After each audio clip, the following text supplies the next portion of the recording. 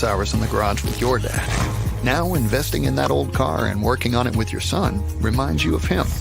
And his legacy lives on. Fund your passion with a low-interest home equity line of credit from Bank of Blue Valley.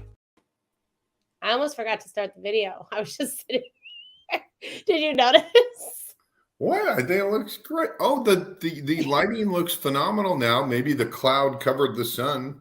I changed my lighting, but thank you. Oh, was that blinds or was that lighting like really? No, really it's like I had a chandelier right here that for some reason was on, and it gives like some sort of orange light. Hi, how are you, Scott? Doing wonderful. How are you doing? I'm good. I'm really good. I feel like I finally recovered. I snuck away to Miami this weekend. I still can't. I can't wait to hear all about it. And then we had to, right before we got on the show, we said to our amazing panel, which is why people tune in, we go, oh, by the way, we banter back and forth to talk about Burns and Mac and Bank of Blue Valley. But Burns and Mac and Bank of Blue Valley, they're going 365 days a year, but they need to do what Aaron Fulk did, and they need to go take some time to pamper themselves and relax. So the trip to Miami, did you get a little sun? I did no pampering myself. What? I just partied the entire time. Are you kidding me? Yeah. You get that. You got to feel like you're in your 20s where you're like Sunday is just like it's just like draining. You're just like just drinking water and walking gingerly. I think at some point in like when I was young, somebody said work hard, play hard. And I like to, that's so literal to this day. Like it's crazy how literally I take that.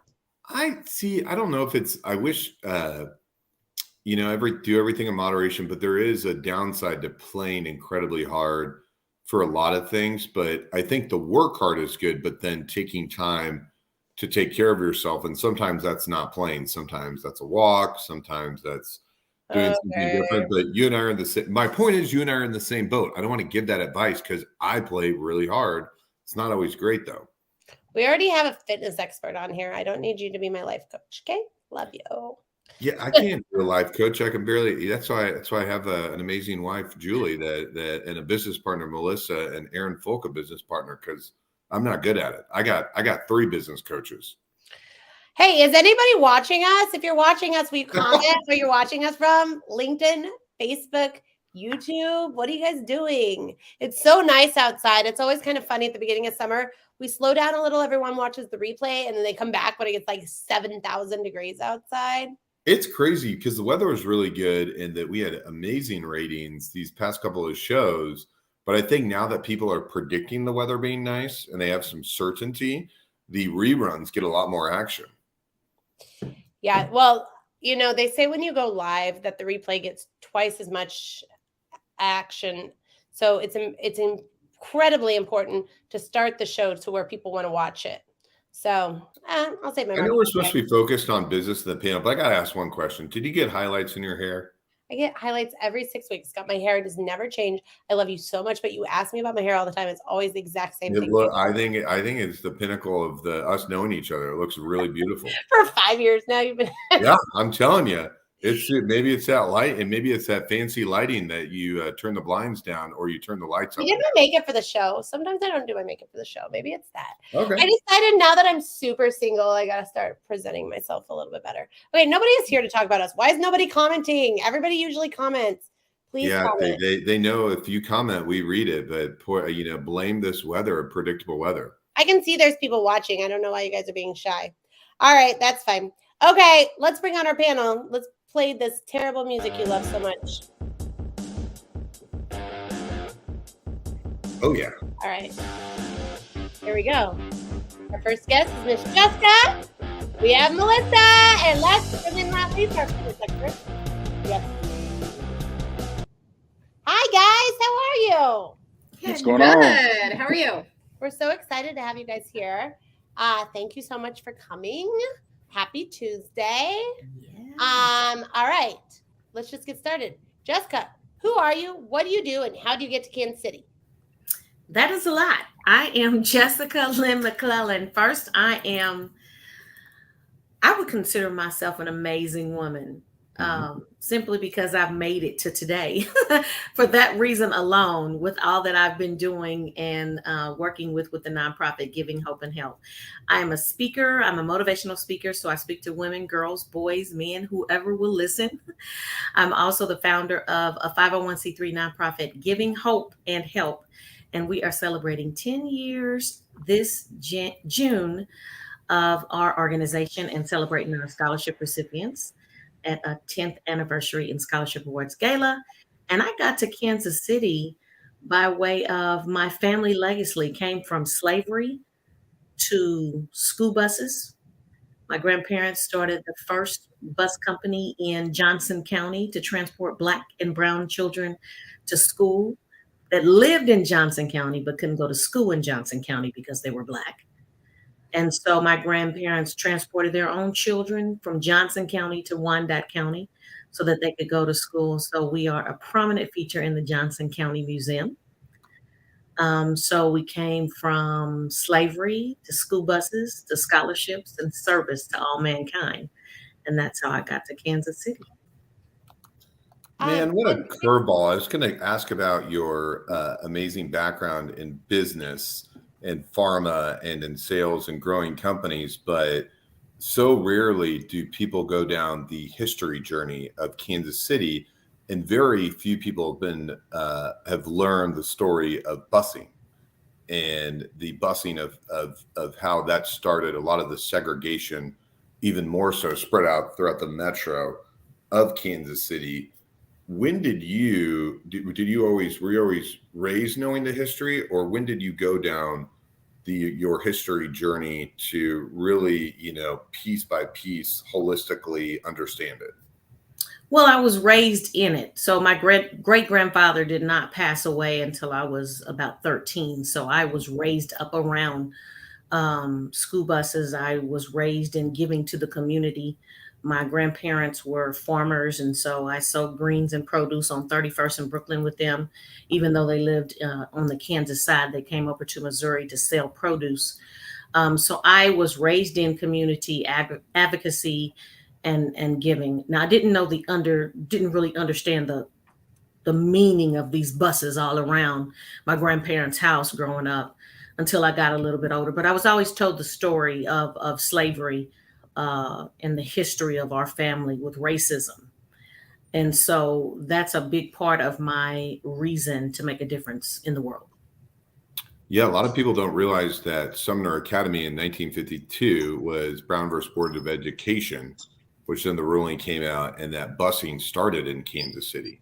Mm-hmm. And I had no idea that an African-American owned busing company was prominent in business in that process. That is mind-blowing. So where in the Johnson County Museum can it be found? Where can you find it? I know this is a business show. I'm being selfish because this is amazing knowledge, but where can we find it? And then also, I know Aaron has some questions. Then also we have to talk to you about your gala coming up in June, but where can we find your family history? So if you Google McCallum, I'm Jessica McClellan.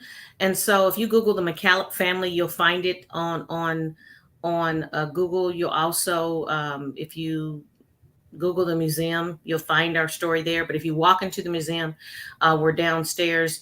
And last year, my grandfather's Bible was put on display as well. It's got a lot of family pictures, even a picture of my dad as a baby in there, things that he had in his Bible. So they have his Bible on display.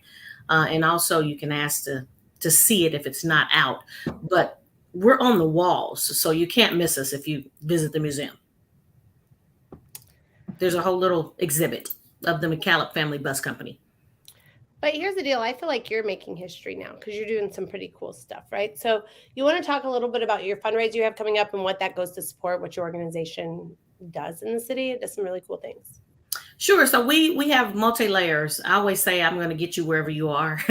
So we are domestic violence advocates, and we're launching our new initiative for domestic violence support at the gala, and it's called A Way of Escape from Domestic Violence. So we simply fundraising to build that fund, to give additional funding to the 2 domestic violence shelters in Kansas and the 5 in Missouri. We're going to be giving them funding specifically to support women that they're already serving with giving them resources to escape domestic violence. So whatever they need to use this money for will be under the umbrella of them escaping domestic violence. So we also collect period products, and we supply all of the domestic violence shelters in the metro area with period products. We're also in the state of Texas. There's Texas Giving Help and Support domestic violence shelters there. We do period products all over the world. We just shipped to our 14th country in India. We support girls in Africa. This is our 6th year for supporting girls in Africa with funding to make their own reusable pads. So that's our thing, is like, we don't want any girl, woman, or menstruator that has a cycle to have a need for these. We want to make sure that these needs are provided. So at the gala, we'll be talking about our impact. The theme is an evening of impact. And so we'll be talking about the impact that we've made over the last 10 years in those areas, as well as with our scholarships. And that's how I carry on the legacy of my family with education. I believe that all people, Black, brown, and white, have the right to a full education. But as we know, Black and brown are the least of these, right? And so that is my mission, to ensure that these kids have the things that they need. So at the gala, we will have scholarship recipients receiving computers and backpacks and bed sets and all the things they need to go off to college, in addition to cash funding. In my grandparents' honor, we have 2 HBCU $1,000 scholarships, 2 $2,000 scholarships in my grandparents' honor, and then a Perseverance Award for $500. So we're giving away cash, we're giving away the computers and laptops and all of that. And we're ensuring that these kids go to college and finish. And so we'll highlight some of our stories of students that have received our scholarships that are graduating from Harvard. And in May, we have one graduating from Harvard. We'll highlight her. We'll highlight one that is graduating from UMKC. And then we'll also share about our love bags for cancer. We've impacted over 600 cancer patients with our love bags and fundraising for the cure since 2015. Everything that we do, I have a personal story to. And I always say, whatever you've suffered and survived, for whatever it is, there is purpose. And then the last name is, you were saying McClellan, it's McCallop, right? Yes. Yes. I'll post it. I'm like giddy as can be to read about your family tonight. Oh, I'm so excited. That is mind blowing. A lot of your story is a lot of the story of Kansas City, and Aaron corrected me in saying the history that you're making today. And a lot of people don't realize the collaboration between the 7 domestic violence shelters in Kansas City. So, right. So you know what? And I love that you mentioned that, because we hold an annual feminine hygiene period products drive, and we will hold our 11th one this December. It is the only event in Kansas City that brings all of the domestic violence shelters under one roof, and they leave with a year or more supply of period products, underwear, toiletries that they need for their residents and those that they serve. The paramountness of that to me is that we bring them all under one roof. Yes, they do all the same thing, but there's no competition there. We want to make sure that the synergy is brought between them all. And so we're not just supporting one. We started out supporting one, and every year we added another one, and now we've got them all covered. And we want to help more people. We want to help more, homeless community and all of that. So we do a lot, fill purses and give them to the homeless community, lots of things. So it's all about collaboration for us. I could talk. We talk for hours and hours. But a lot of the other thing is the clothes drives. Half of the domestic violence shelters population are children. So obviously, anytime anyone drops any clothes off, for anyone listening to the show, if you don't know what to do with children's clothes, we collect period products, not clothes. No. I know. I'm adding on to it. I'm not talking about your fundraiser, but in general, a lot of people debate what they do with young children's clothing. And the domestic violence shelters, all 7 of them, are wonderful about giving them purpose. Exactly. That's right. Awesome. Well, Jessica, I'm excited you're back. I feel like I haven't seen you in a long time. I'm honored to be here. Thank you so much. Thank you. Hi, Melissa. Hi, Erin. How are you? I'm so excited you're here. I'm excited to be here. Can you tell everybody who you are, what you do, and how you get to Kansas City? Yes, I am. But first, I have to give it up to Jessica, because Jessica, you have inspired me today. Like, to hear you say that you like this passion in your life is giving to the community, it is really meaningful to hear people talk like that. I think it's so easy to be center focused and then to, have the compare and despair attitude that, happens with social media. But to hear you say that giving back to the community is, a central purpose in your life, it really is meaningful. So I appreciate that. But I'm Melissa Sherman. I am a mean business litigation attorney at Spencer Fane. So I'm here in my office today.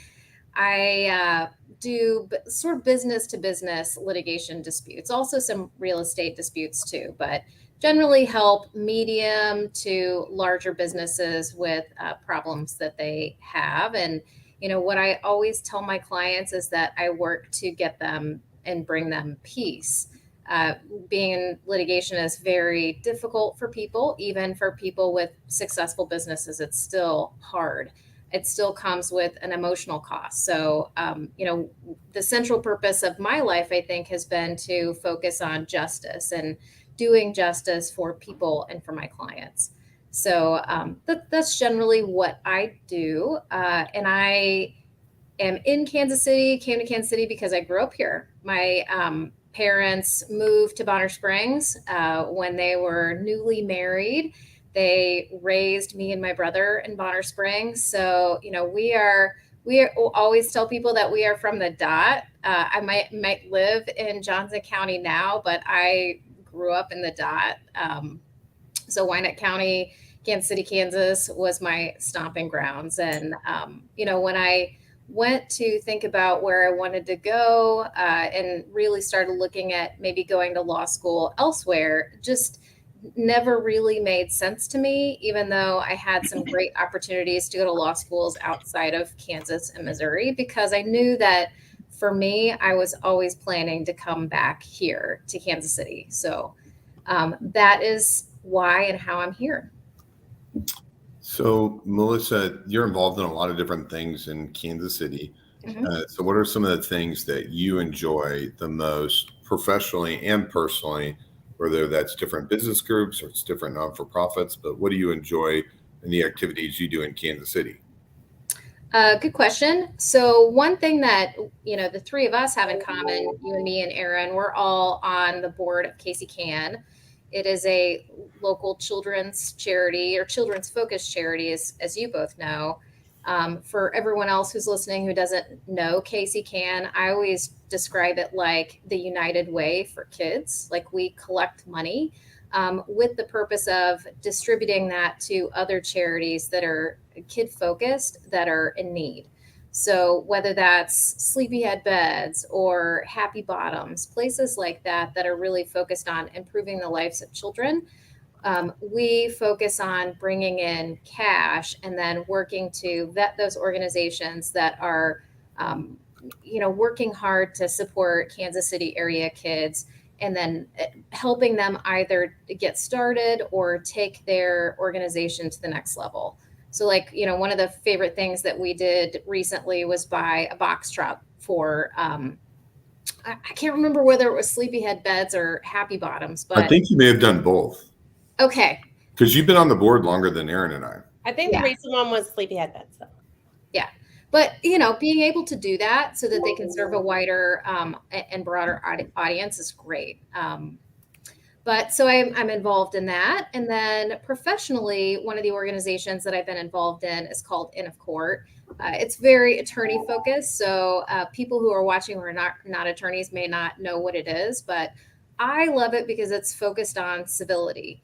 And what is sorely lacking in the litigation world, and you see it in politics and almost everywhere else in business too, is the lack of civility. And for us as lawyers, we go through law school hearing that our job and purpose is to be officers of the court. So as I said, we're supposed to be doing justice.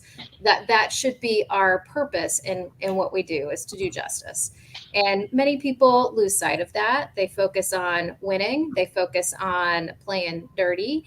And it's not really for the betterment of the process and for their clients. And of court focuses on connecting lawyers making sure that they know each other. And it's much more difficult to be nasty to someone if you don't know who they are, don't have a relationship with them. So the end of court focuses on fostering the relationships among lawyers with the goal of having them be civil for the betterment of all clients, all people who are involved in the justice system. So I didn't realize that. You're saying that a lot of times that, I know it sounds silly not to think that, but I would think like in real estate, people kind of have to get along because they could be representing the other side of the deal, which is unique. And I just assume on the legal side, similar, because you have to work together to settle cases. But are you saying that if you had to ballpark, I know we're generalizing, but 50% of the times people are not civil and 50% of the time they try to work together? How does that work for an outsider looking in? I'm really sad to say this, but I would say 80% of the time people are not civil. I mean, 80% of the cases that I work on at any one time, the lawyer on the other side of the case is just not a nice person. They're not nice to deal with. They're overly antagonistic. Aren't willing to reach a reasonable compromise on even small issues in the case. And it can be really problematic. It makes the process not only more difficult for the lawyers and the parties, but it makes it more expensive. And it's just, I mean, I have asked myself and my colleagues in the last couple of weeks, like, has everyone lost their minds? Because people just seem really focused on taking outrageous positions that really aren't reasonable. That's mind blowing. In my world, it's very generational. So it's second, third generation, and so people hold on to what they have, and so they're not civil. But I feel like in the legal world, it's new often, like quarterly, and the fact that it can't be that way. So that's wonderful that you're involved in there. And then obviously, I have a question. Yep. Yeah. Can I be on the show too? Yeah, you run the show.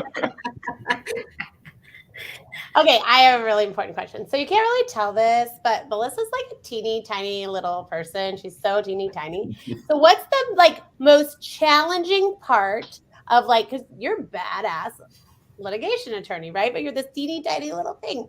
So what is the most challenging part of having to deal with other attorneys, specifically maybe males, when they see you coming in the room? Like, what challenges have you had to overcome to prove that? I mean, I imagine, that they don't always at first know you're going to be as badass as you are.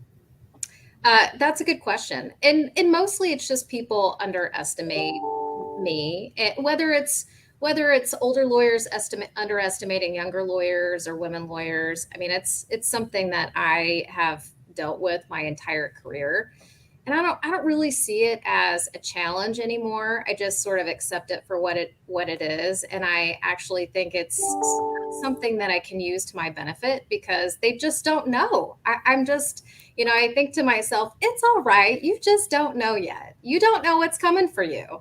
And I just can't tell you how many times I've been in trial or in a deposition with a lawyer. I'm sad to say, guys, that it usually is a man on the other side, just sort of rolling their eyes or just doing this and just like, God, I don't even know why she's asking these stupid questions. And I'm just sitting there ignoring them, thinking to myself, you'll find out when I come for you with what I'm doing right now. I love it so much. You're such a badass. Look at Scott. See, Scott? Well, I got all excited with the questions. Now you were like, Scott, I'm on the show. So now I'm like gun shy right now. No, I will say that I also have worked with really lovely people. I mean, as much as I sort of am talking this game of, not having good collegial relationships with lawyers, I do work with lawyers who are wonderful. And I will say, Scott, to your question, lawyers who are more on the transactional side, whether it's doing a real estate deal or a corporate deal, they generally tend to get along better than us litigators. It's hard for litigators, I think, because Kansas City is so big and most people have a national practice that they behave badly because they're allowed to behave badly. Like judges will let them do it. They're not held accountable for behaving badly. It's almost like, you know, for everyone who has children, your kids are going to behave badly if you let them do it. And that's kind of where we're at. It's why we have the problem that we have, because lots of judges just don't want to get involved in that. So you've got lawyers who are allowing parties to file things they shouldn't be filing, take positions they shouldn't be taking, and be horrible to each other. And it's sad. Yeah, for reference, I work with all women, and so my partner and I are the only co-ed partnership that we know of in the country. And the interesting thing is a lot of women in the insurance industry kind of tear each other down sometimes. So it's They not do it only in every industry. Yeah, I'm not just. You know who's the loudest about it? Scott hates when I say things people. No, I don't care. People think. You know who's the worst about tearing other women down? The women that are the loudest about supporting women are the worst about tearing women down. Especially that are in the media. All right, Jesse, welcome to the show. Woo! Who are you? What do you do? How do you get to Kansas City? Yes. Well, my name is Jesse Thomas III. And I am the owner of Active Strength Company. We are a full service fitness studio in Lee Summit. So we do large group training, we do personal training, we do transformational groups, so like small semi-private groups, and we also work with athletes. So we encompass a little bit of everything, as I mentioned before, when it comes to nutrition, the workouts, the accountability that most people need to get themselves in the gym to do the work that they need done. So that's what I do, and how I got to Kansas City. It is not as interesting as Jessica's story. I don't have the full background and history, but I was born and raised actually off 12th Street, 12th in Brooklyn, not too far from where she mentioned her folks sold farmers market food. But I grew up in down in the city, man, and it's me. I went to college at Benedictine College, so didn't go too far away, and came back here, and just it's been my stomping ground since day one. So where did you want to start your entrepreneurial journey in business? Like, where did it start? Did you go straight into owning your own company, or how did it come together? So I've been a personal trainer since 2009 when I graduated from college.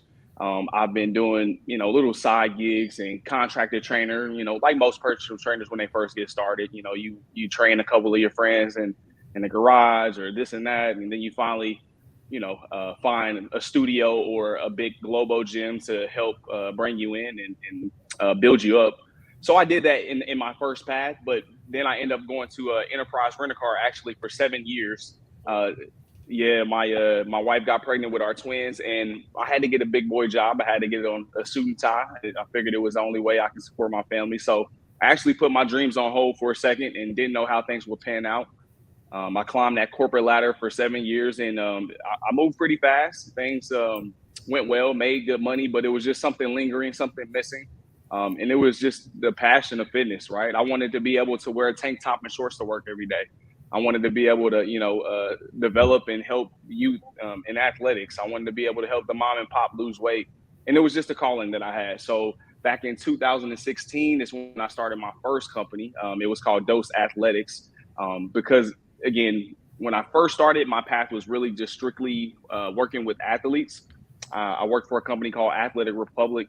They were the leading sports performance franchise in the world at the time, with facilities all over the U.S. and Canada. But that's where I learned, the craft of working with athletes. So Dose Athletics was just kind of a way to get back into it. I started building up my clientele, working with a lot of, high school area athletes. And then it just kind of evolved. I started to rent out space inside of the gym that I'm currently at. The owners, they were looking to get out. Their business was, failing at the time. So it was really, I was going to have to find a new gym home, or take on the opportunity of buying them out and trying it out myself. So back in 2019, right before things got crazy with the pandemic, is when I actually bought out the previous company and started mine. Okay, so I have a question to that. So then what were your thoughts when the pandemic hit, and how did you, it got hard for gyms for a minute. So how did you adapt and recover? Yeah, no, absolutely. Thank you. It was nerve-wracking. Had no idea where things would end up and go and how far it would last, right?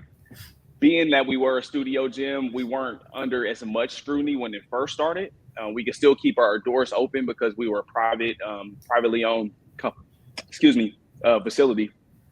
So we had to work with what we had. So basically in the beginning, I kind of blocked off these 6-foot squares and put weights in the middle of the squares and allow people to come in and work out like that.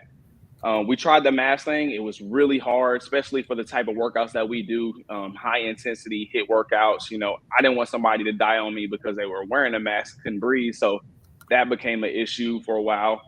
Then once they actually shut everybody down to go home, we were really blessed because we had a lot of our clientele to continue to still pay it.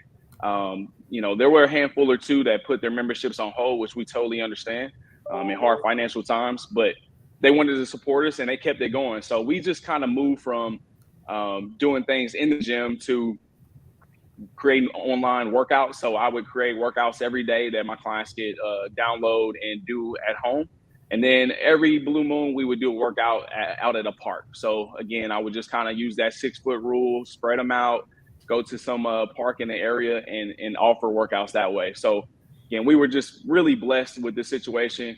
And then of course, there were a couple of gyms in our area who didn't make it through the pandemic. And because I had relationships with them and the owners there, I was able to absorb a lot of clientele from a couple of gyms that faded away, and that actually helped boost us up once we got back to going to work.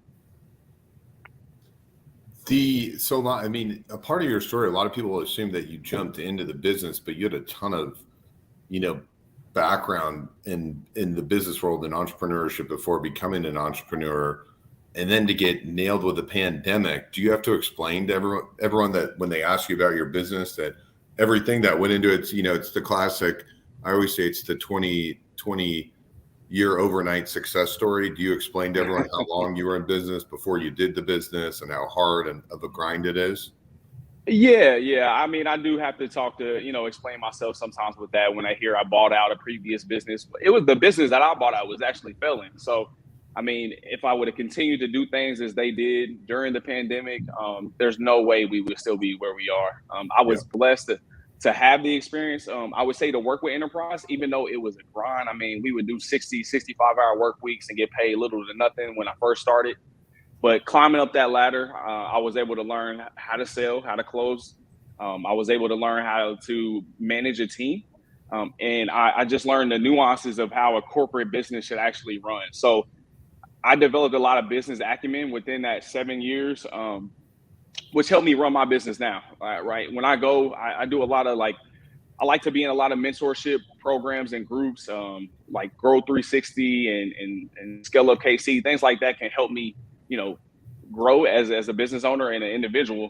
But a lot of people are surprised to hear that, I picked up and I run my business in the way that I do, where a lot of gym owners, a lot of guys, they just don't have that business acumen on the backside. They know fitness, but they don't know necessarily how to run a business. So I was blessed in that sense to go through that struggle to help me get where I'm at now. Did you do Scale Up? I did Growth 360. I haven't done Scale Up yet. I'm actually just did a pitch yesterday for Growth Mentor Services out of the Johnson County, Entrepreneurship Center. I don't know if you've heard of that one, but it seems like a pretty cool one. I did Scale Up, but I just spoke at Growth 360 last week, so I like that one too. Oh yeah. So yeah. Okay, look, guys, it turns out people are watching us. I told you so. So Rajane says, hello, Jessica, and what a great group we have today. And then this is how you do business right here. Ben said, look at all of that paper. I need to fight for that Spencer Fane paper. The best in the business and one of the nicest people in Kansas City, Ben Fitzpatrick. I like how he shoots his shot on here. Good job, Ben. All right, guys, it is time for the Burns McDonnell question of the day. I'm going to play this. Please do not mute yourselves. You will come off on mute after we play it. Jessica, as soon as she's done asking the question, dive in with your answer.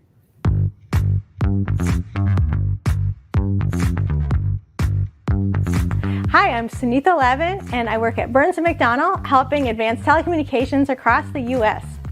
My question for today is, how do you manage your time, and how much is it worth to you? Time is a precious commodity that you cannot get back. And so I'm happy to answer that question first. I manage my time by, of course, I use a planner. I know a lot of people are into the digital planners, but I have to have mine on paper so that I can see my whole day at once. So I have my planner, and then I do use my notes on my phone for to-dos, important things, and I categorize everything. What I love is check marks. So when I see my check marks, it empowers me to do more. How important is it? Is that the last part of the question? It's everything. So we only have this moment. So in February, unfortunately, I saw a sister friend pass away in front of me. And I used to say, here today, gone tomorrow. That experience changed my whole meaning of time. We have this moment. And what are we going to do with this moment? And 8 days after she passed away, my husband saw another person pass away. So he saw two people. We were together in the first incident. And so he saw two people pass away the same way of a heart attack instantly, right in front of him in 8 days. That drove it home even more. Again, we have this moment. What are you going to do with this moment? Whatever you're doing in this moment, what is it producing? Is it producing blessings or is it producing cursings?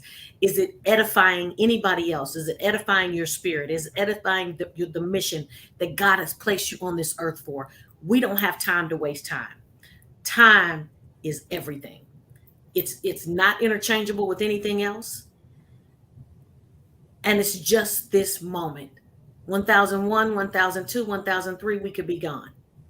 So what am I doing in this moment? I'm on Drinks with Leaders, trying to inspire, uplift, tell my story. I'm taking advantage of this moment. And that's how I want to live the rest of my life, taking advantage of every moment that I have, because it is not to be taken for granted. So you seem like you've always been living in the present because you understand things. You've had a lot of life experience. Important is to live in the present. Sorry to ask about two recent things, but was there anything in particular that it made you look at something to maybe live your life in a different way than, because you are a very present person and you're always helping people, but is there anything else that maybe the audience can learn from things that maybe you picked up on from those situations? I think Melissa said something, about being self-consumed on that line. Don't be so consumed with yourself. When your moment comes to leave here, how do you want to be remembered? Did you impact somebody else? Did you bless somebody else's life? I want to leave here with nobody crying, with everybody celebrating, with everybody giving. I want you to give to other people in my honor, because that's what I do. My mantra is I live to give. And so that's how, I want to be remembered. And so with those two things happening, it's like, Jessica, you've been doing a great work. Like you said, it's kind of like in my DNA. I always say that. It's in my DNA from my great-great-grandfather who bought himself out of slavery and fought for this country that he was treated like an animal, but still had a positive attitude that his children would receive an education. My great-grandfather didn't get that education, but he made sure my grandfather got that education. My dad got that education. I got the education. So no, I may not get and fulfill everything that I want to, but I want to help somebody else along their way. Melissa, how important is your time? Very much like Jessica's. For me, it's a bit strange because as a lawyer doing this job, I bill my time by the hour. So that's how I see my time now. Every hour that I lose doing something, it is time that, I would otherwise be charging a client. And I'm really fortunate to be at a place in my career where my billable hour rate is close to $600 per hour. So when I think about my time, I think about it in terms of that. So does it make sense for me to be, mowing the grass if I don't really love to mow the grass? Probably not. But if I enjoy doing it, then yes, I should do it. If I enjoy washing my car, I'm going to do that. But if I don't enjoy doing it, then I'm going to do something else. So I sort of see my life in terms of the billable hour. And I'm really guarded for my personal time, my private time. And I try to focus on spending my time at work in a very productive way. So, I have a docketing system that lets me keep track of my cases and what is due, what I have coming due in the next few weeks, and what I need to plan for. So I can structure my day to make sure all of that's taken care of. And then I try to, as much as I can, when my work day is done, to be, present in my family's life and my friends' life, so I can really spend that time with them focused on those things. So, that's what I've tried to do, at least in my own life. Like when I had kids, I really made an effort not to work on the weekends, so I could focus on, spending the time that I really, wanted to with my family, knowing, just as Jessica said, this is all we have. The time that I have with my kids is right now. Pretty soon they're going to be gone. So try to focus on that as much as I can. I feel like I know a lot about business, and yet I still can't wrap my head around $600 an hour at this point. It's a lot. That's amazing. Awesome. Well, you're a badass, so you deserve it. Okay, but you can still make time for me and game nights. As long as you can always make time for that. Okay, cool. All right, Jesse, how do you take care of your time? Oh, wow. I wish I had more time. It is very precious to me, and it means a lot because I don't have much of it. I got 4 kids who are very active, competitive football. We run a youth track squad as well. Running a business, trying to make the wife happy. Like it's never enough time. So I do the best I can. I use a couple Google calendars that sync up together. One with the family, one with both sides of my business. So yes, it's very time consuming. And then also just, for me, it's always been a struggle.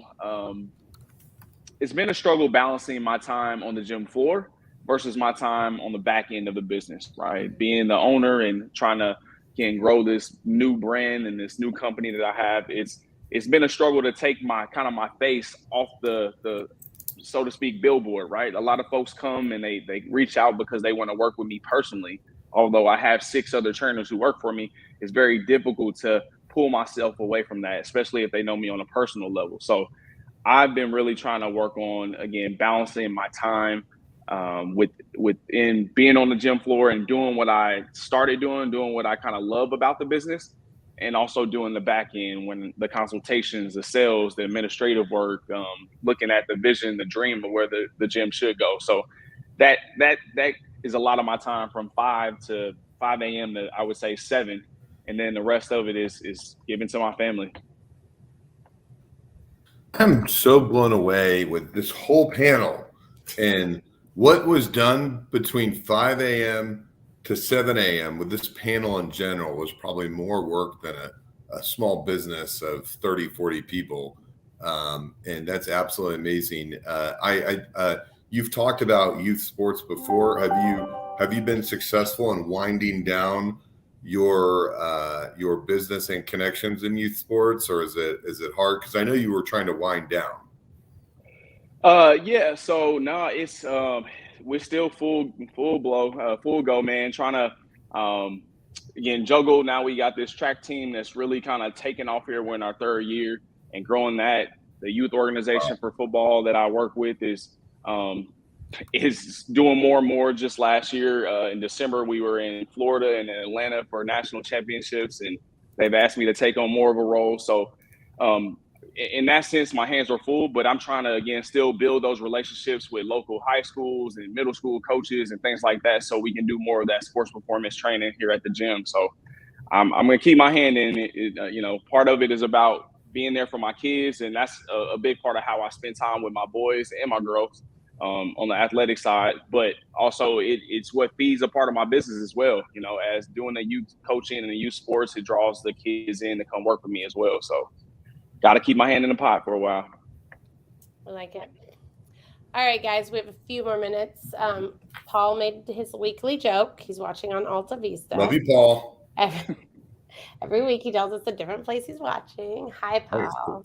I call you the king of dad jokes. All right, guys, listen. Q2. Can you believe we're in Q2 already? It's like so weird to me. It's crazy. So Jessica, how did Q1 go? And what are you going to take that you learned in Q1 and apply it for the next 3 quarters to make sure you have the best year ever?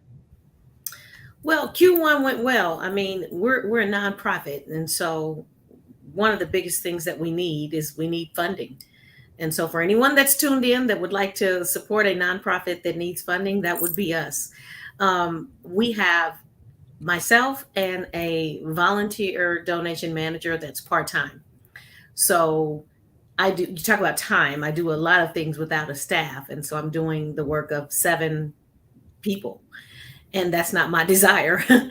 And with Q1, we did very well. What we need to do more of is more grants. And so we are already submitting. The goal is to submit, 3 to 4 grants a month, submit for applications for grants. We need funding. That's the biggest thing that I'm hoping with this gala, that we can get people to come and support people that may not even come and want to support. That's one of the things. We're a small nonprofit that's doing big things around the world and changing the trajectory of people's lives. And we could do so much more if we had a full staff, if we had, more funding to support it.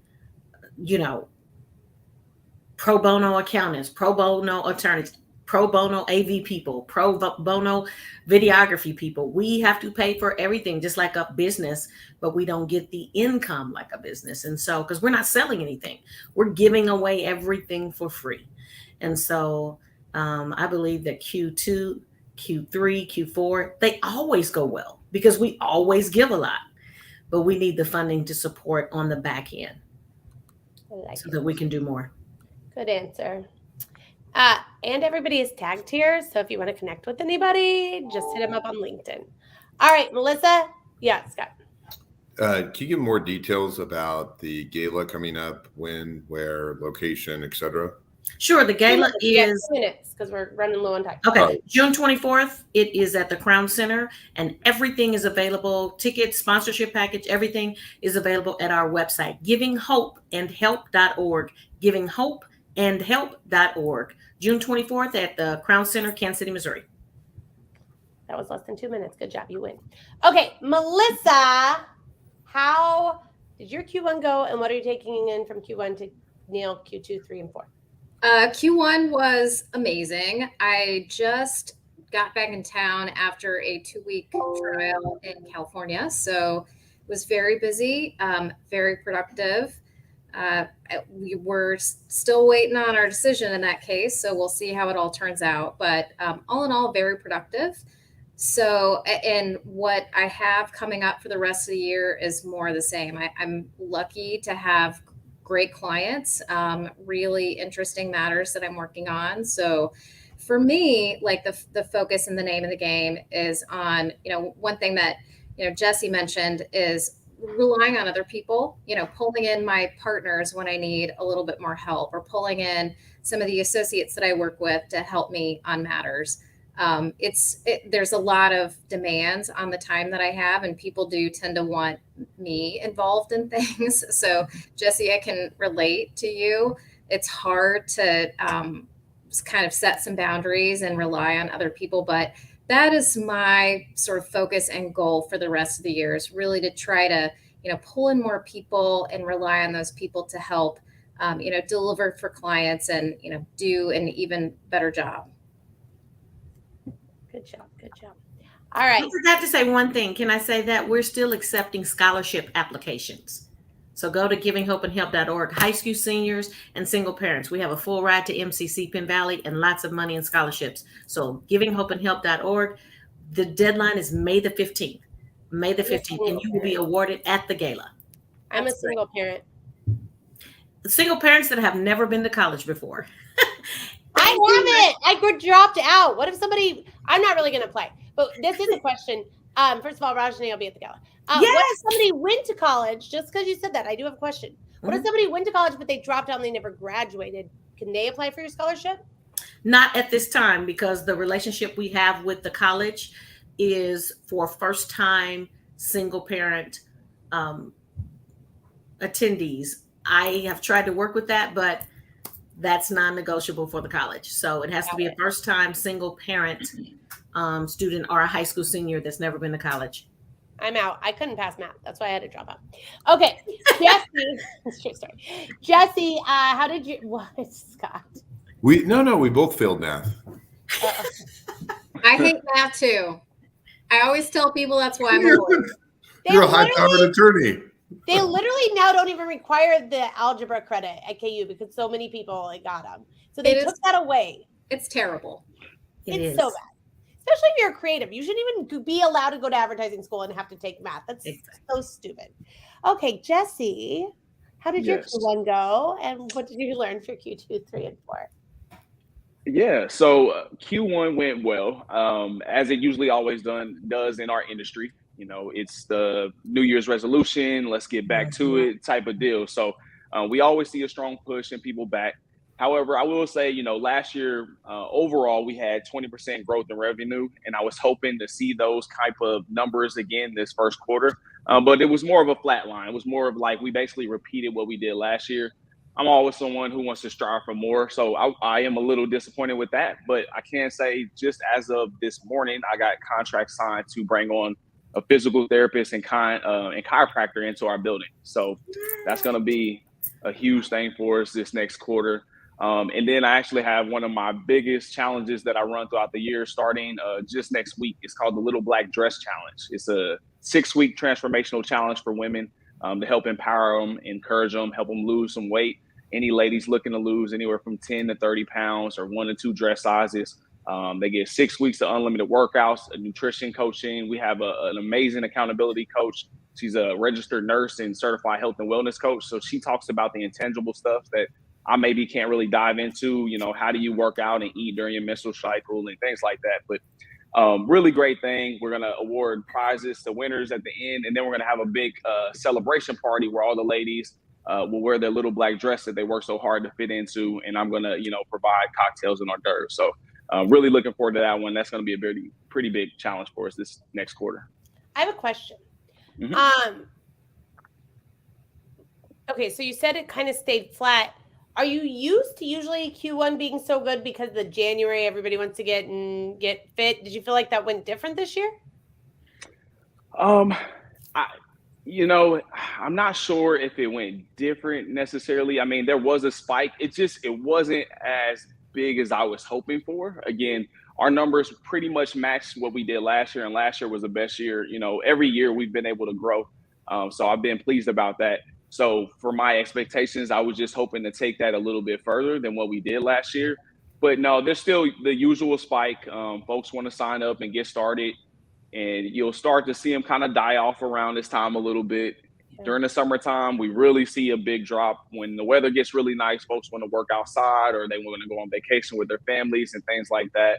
It'll pick back up when school starts, and then it'll go flat again through the holidays. And then we get to January again, and it's, so you really got to take advantage of those first 3-4 months of the year and kind of, get people in the door and sign them up on, a long-term, type of deal. So you can make sure your gym looks and stays full throughout the year. Man, I'm so basic. That's the exact same thing I do. Every year. Ben said that Paul's got to have a math dad joke ready to go. That's really funny. All right, Scott, you have you can do, but they have to be one-word answers, okay? Don't go deep. Scott loves to do icebreakers, guys. We all know this about him. So you've got 5 minutes to do an icebreaker question, one-word answers. I'll be quick. I don't know out of our 400 plus shows we've ever had a group of panelists that have so much.